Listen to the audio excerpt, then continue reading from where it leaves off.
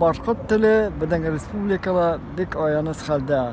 Әлеге вакытта бөтен мәктәпләрдә башкорт теле тик ихтияри буенча гына оештырылган. Ихтияри буенча күп кенә балалар үзләренең теләген белдерә алмайлар. Ата-әсәләр дә гариза язарга тиештәр.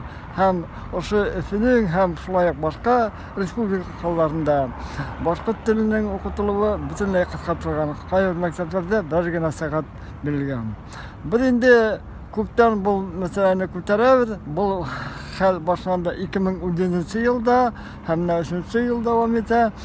Ул ошо федераль законда ла шундай пунктта алып ташланганнар. Чөнки электәре була торган мәҗбүри укытылу, дәүләт телдәре укытылуы рөхсәт ителә торган. Хәзер ихтиярига, хәтта туган телдә ихтиярига күчерелгән.